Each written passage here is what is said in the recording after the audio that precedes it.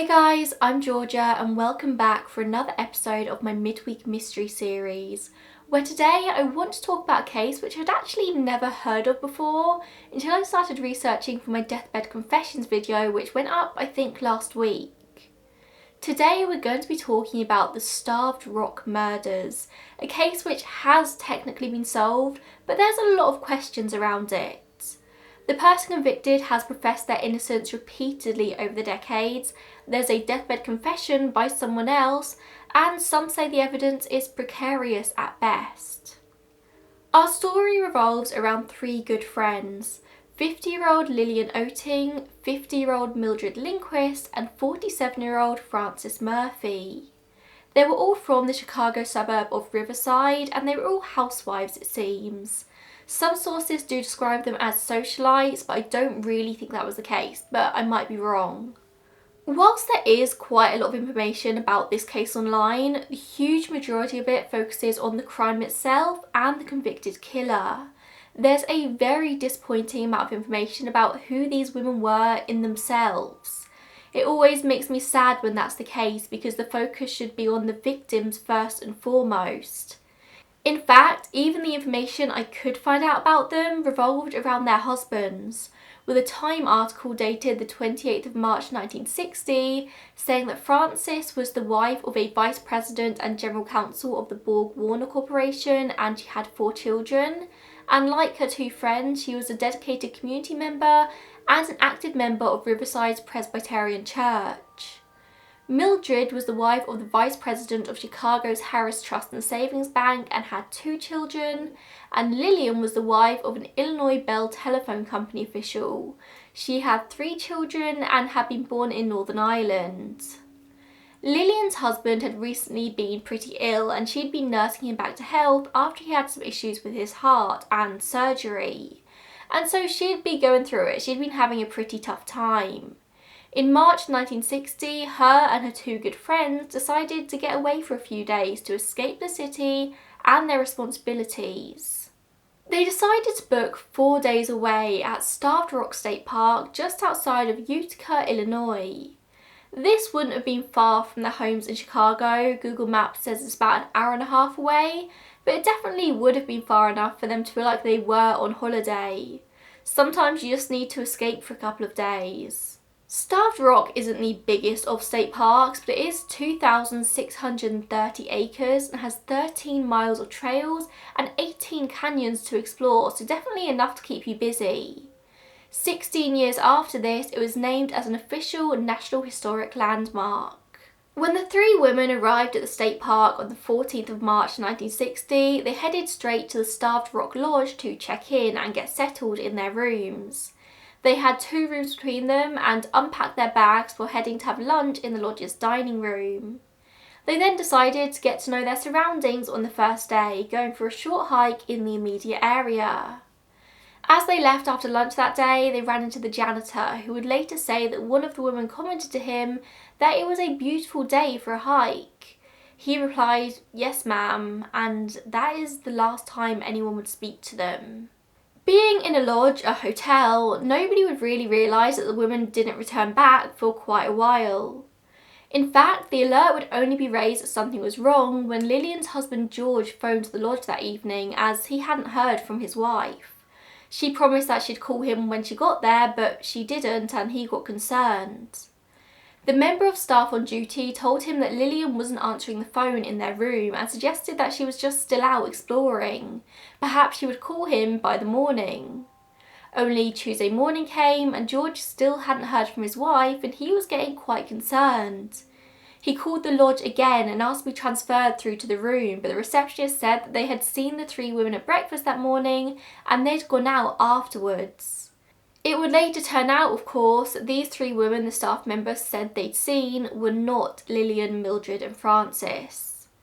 And also, no member of staff ever seemed to question that it seemed none of the beds had been slept in the night before, with one waitress saying to Time, "Sometimes women get together in another room and play bridge and talk all night, and apparently it's quite normal for them just not to return back to their rooms." George was slightly calmed by the fact that the receptionist said that the woman had been seen at breakfast that morning, and the staff member said that they'd leave a note for Lillian to call him on the doorknob to the room so she'd see it as soon as they got back. But he still didn't hear from her, and it was completely unlike his wife. He was getting more and more concerned.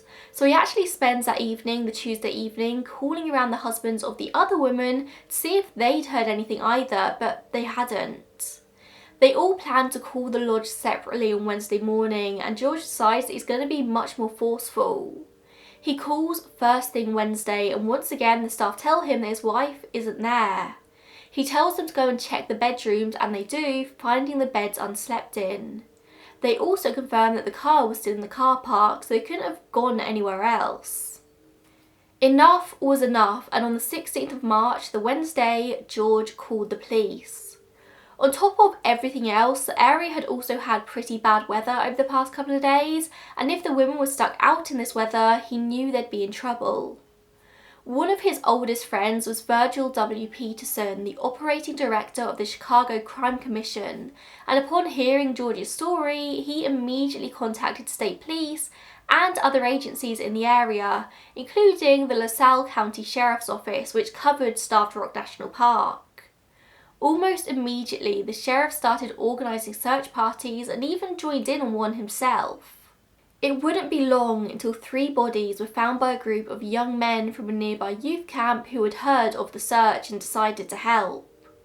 According to an article on strangeoutdoors.com, the women would be found side by side on their backs in a cave in the area of the park known as St. Louis Canyon, only about half a mile from the lodge. It was clear just from looking at the women that the cause of death was some pretty serious head injuries, with blood all around the bodies.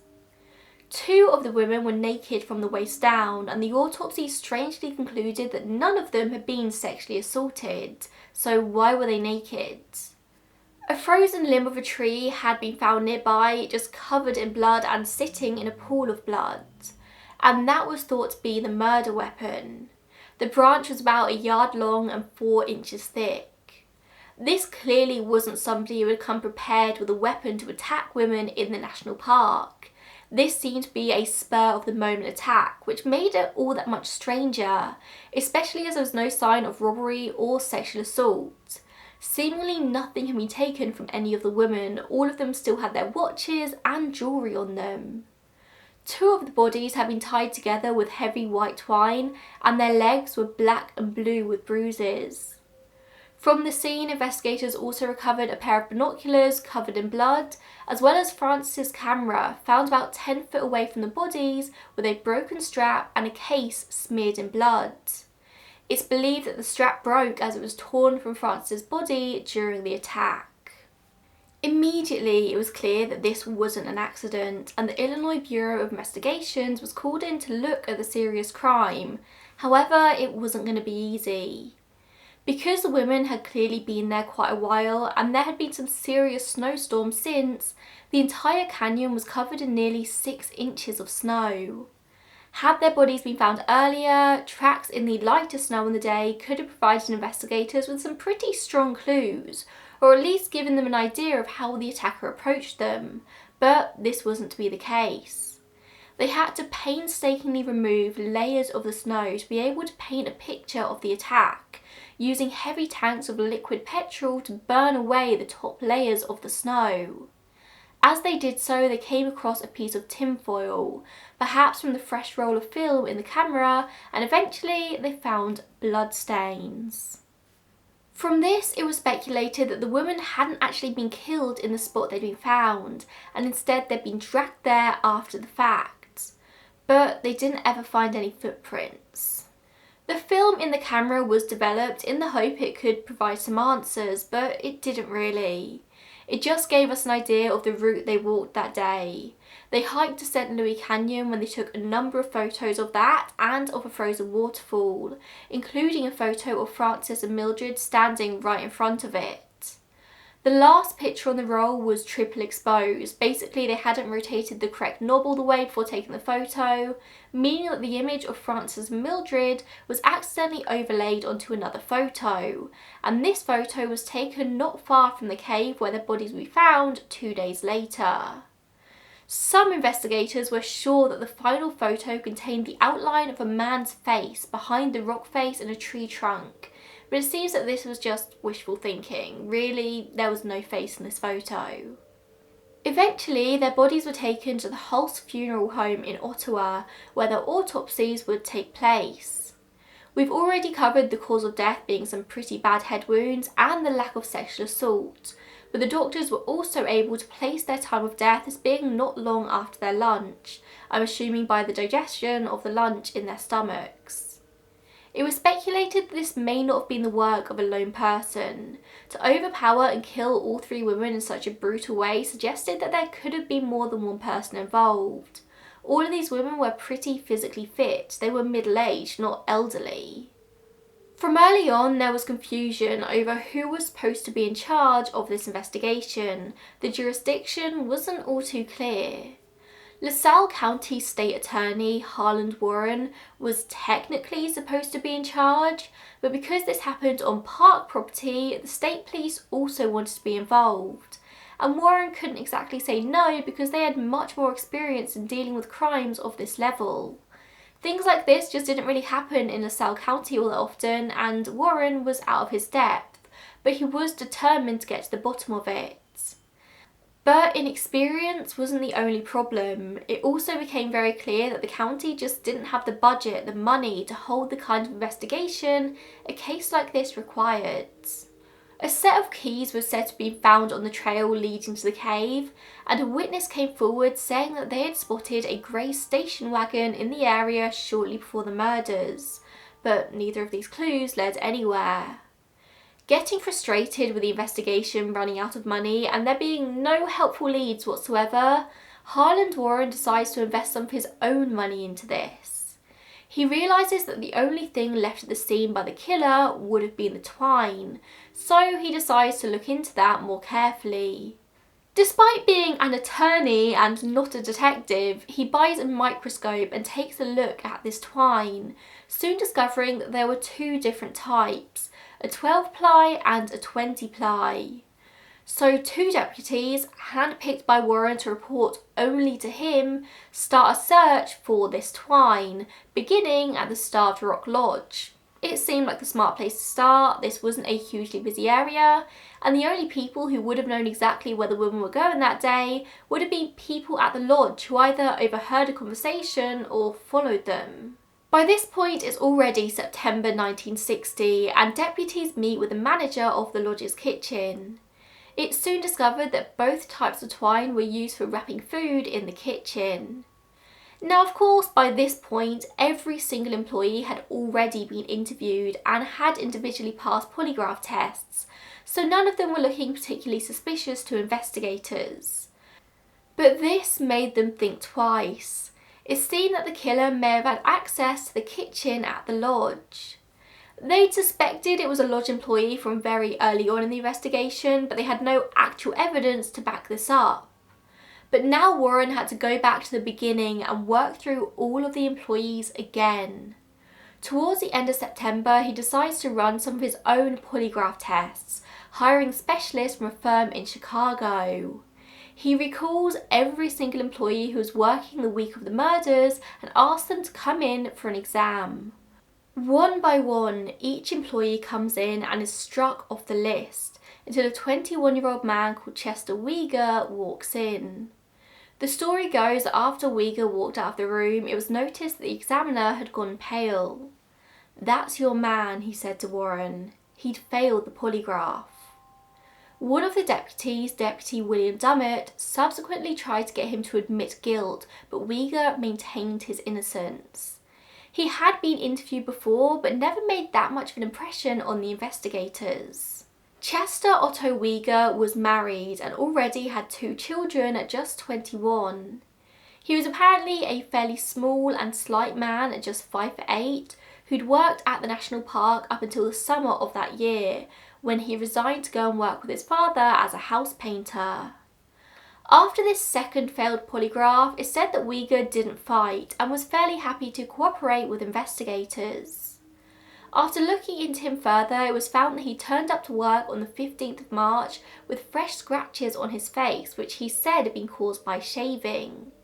And his alibi was that he'd been in his room alone writing letters, so no one can really back this up. From what I can gather, it seems that Uyghur was quite happy to cooperate with the authorities at the beginning. He agreed to a load more testing, and he failed it all.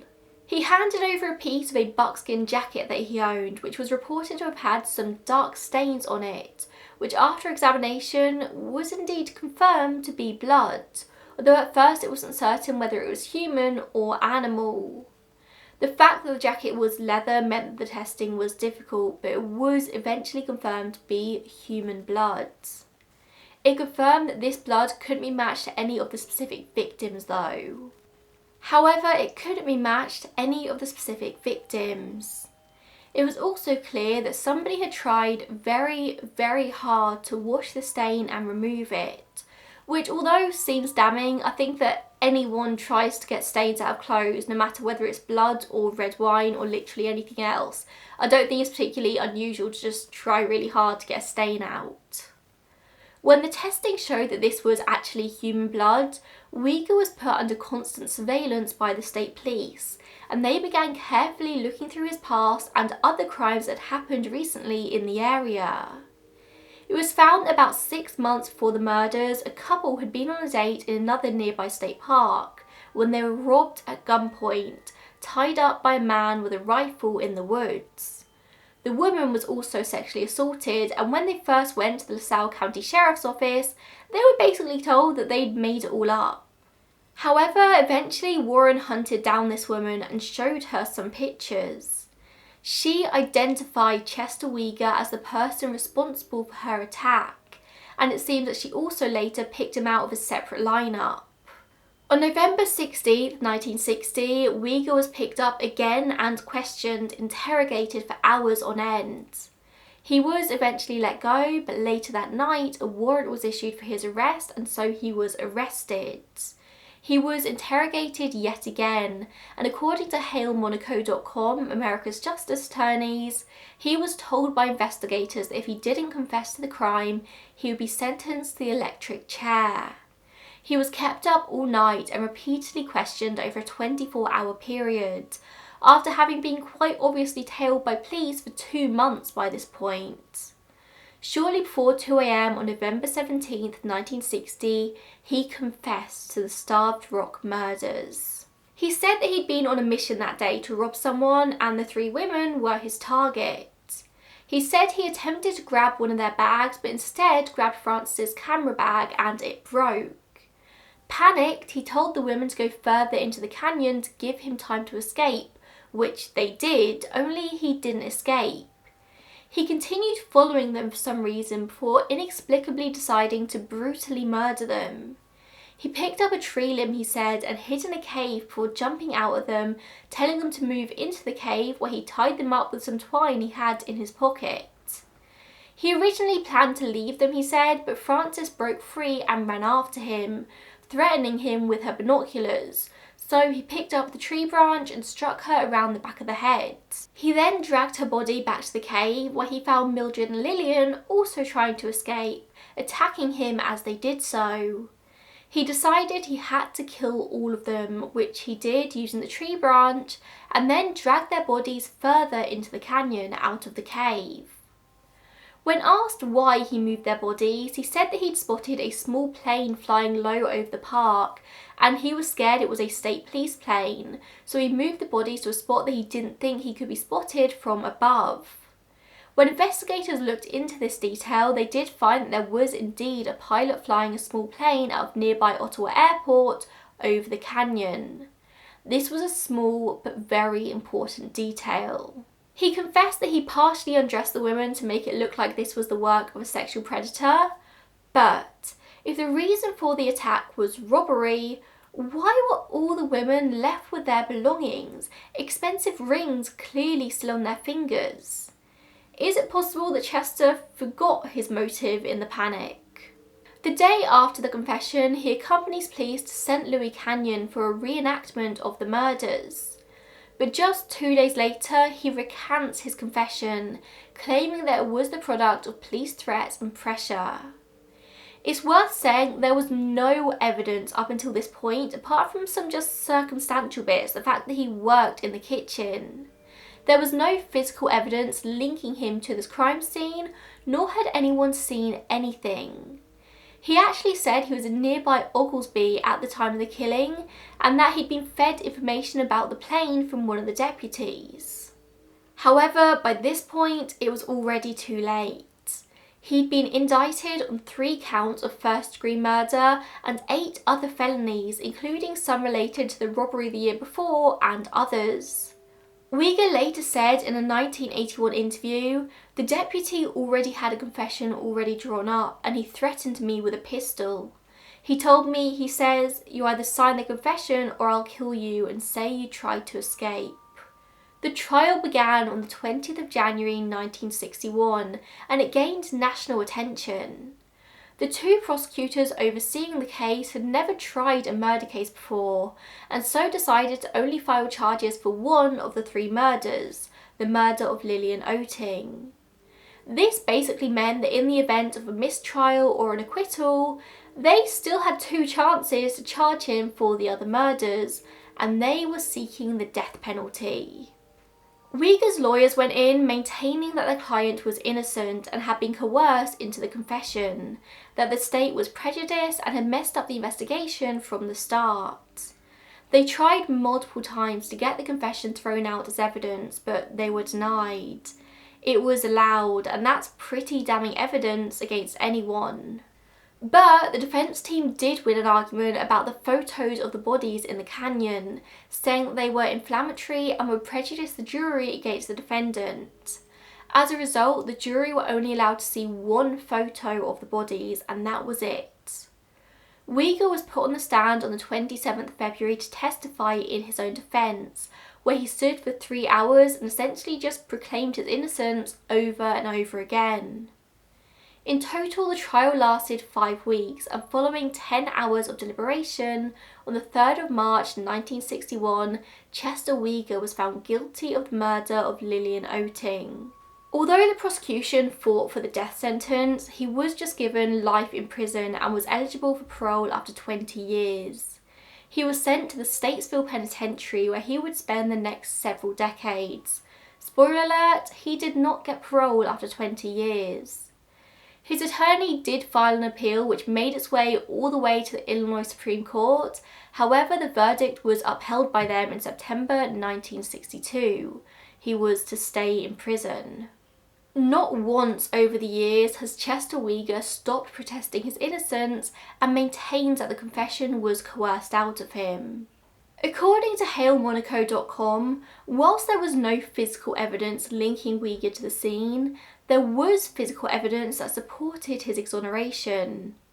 A blonde hair was found on the finger of Francis's glove, which was tested and not found to be similar to Chester's own samples. Brown hairs were also found in the palm of Lillian, and Chester didn't have brown hair. Although numerous hairs and fibres were found at the scene, which according to a Times article from April 1960 pointed to 2 culprits instead of 1, this evidence was never brought up at the trial. There was also question as to whether 5'8" Chester would have been able to overpower 3 relatively fit women. If he was involved, he likely wasn't alone. The likelihood is that today, a jury presented with all of the same evidence would not have been able to find Chester Uyghur guilty, especially as there have been 2 landmark Supreme Court decisions in the years that would have affected this case. A juror even said just 1 year later that she regretted convicting him. Brady v. Maryland from 1963 held that the prosecution must produce all exculpatory evidence to the defence, aka they must produce anything that could potentially exonerate the defendant. Legally now, this has to be produced, but it didn't have to then. so the fibre evidence, the hair evidence, didn't have to be shown. And in 1966, Miranda versus Arizona held that all detained criminal suspects prior to questioning must be informed of their constitutional right to an attorney and against self-incrimination. Had Chester asked for an attorney, perhaps he never would have made the confession, whether it was true or not. In April 1963, the remaining murder indictments for Mildred and Francis were dropped because the state showed reluctance to impose the death penalty, and if that was the case, there wasn't much point pursuing the other trials. Uyghur wrote a 48-page letter claiming his innocence from prison, but it was too late. He'd been convicted, and that was that. Now, do I think that this case was properly investigated? Probably not by today's standards anyway. Do I think that if this case went to trial in today's day and age, that there would be enough evidence to convict Chester Uyghur? No. Does that necessarily mean that I think he's innocent? Again, no. Given the fact he came into work the next day covered in scratches and the blood on his jacket and the confession, I think it was just as likely to be him as it was anyone else. I just don't know if the case is strong enough for him to have spent that many years in prison. If he did do it, I'm very intrigued to know how he was able to overpower 3 women alone. This does seem to me to be at least a 2-man crime. In 2004, attorneys attempted to have new testing done on the evidence in this case, hoping that advancements in DNA technology would finally prove Uyghur's innocence. However, in the 43 years since the conviction, LaSalle County has allowed numerous people to handle this evidence, including school groups, clubs, and journalists. The DNA was no longer of any use, and a judge ruled against having testing done on it. Uyghur was denied parole 23 times whilst in prison, the parole board deeming him too dangerous for release. But in November 2019, the parole board finally voted 9-4 to grant his release. He'd been in prison for 59 years and was at the time 80 years old. He was the longest serving inmate in all of Illinois by this point and was said to be a model prisoner. He was released on the 21st of February 2020 to a Chicago mission that aids parolees with rehabilitation after he was evaluated under the state's Sexually Violent Persons Commitment Act. The decision to parole Uyghur proved a controversial decision to many, including family members of Francis, Mildred and Lillian. Francis's granddaughter Kathy has said to ABC7 Chicago, "The absence of remorse is stunning, and I'm so confused as to why the parole board would decide this without any evidence." However, Chester said of his release, "It's wonderful just to be able to be out and be with my friends again, my relatives." Despite now being out of prison, he says he's going to continue on his quest to be exonerated. As of a June 2021 article on Chicago Sun-Times, a forensic lab called Microtrace is now inspecting evidence from this case because lawyers finally got permission from a LaSalle County judge to examine the evidence.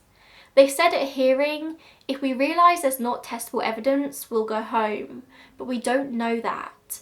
I'm hoping that Your Honour will give us a little bit of justice today and just let the evidence go to Microtrace and have the wonderful people there catalogue it. And then we'll see where we're at." I do have to wonder why Uyghur would be so eager to have forensic testing go ahead in this case if he is the guilty party. But then again, a lot of killers just tend to think that everything will go their way in the end, so maybe it could just be arrogance. I guess we'll eventually see where this leads. If there are any updates in regards to this case, I'll talk about it in a future video, and I'll leave any updates in a pinned comment down below as well. I can't end this video though without talking about something else, a potential confession from another person. In 2006, a Chicago police sergeant called Mark Gibson submitted an affidavit, which said that in the early 1980s, around 82 or 83, they'd been called to Rush St. Luke's Presbyterian Hospital to see a terminally ill patient who wanted to clear her conscience. Apparently, the woman was in her hospital bed and grabbed the officer's hand when he reached her. She said that when she was younger, she'd been at a state park in Utica and something had happened. Things got out of hand, multiple victims were killed, and they'd dragged the bodies. The woman's daughter then panicked and cut the interview short, saying that her mother was out of her mind. Gibson said in 2006 that he could no longer recall the woman's name, but says at the time he did pass this information on to a detective, and it's not known if there was any follow-up or why this didn't come out until 2006. This confession was not allowed into the court hearings at the time for the new DNA testing being done in this case, but that is when it was found the samples were too contaminated to be used. Honestly, there's not much that can be done with this confession without more information. I would like to think that all the appropriate avenues were followed back in the 80s when it first happened, but honestly, who knows?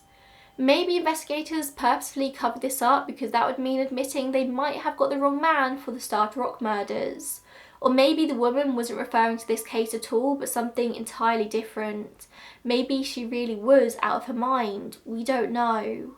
This is a really difficult case. If Chester Weger was guilty, then it's abhorrent that he's now out of prison, walking the streets, able to live happily with his friends and family. If he's not guilty and he was indeed coerced in the confession, as he says, then it's abhorrent that he was in prison for 59 years for a crime he didn't commit, and that the real killer has been able to continue living their life. Hopefully the forensic testing will find us with an answer once and for all in this case. And I guess we will find out in due course. Thank you so much for watching, and I will see you guys in the next one. Bye.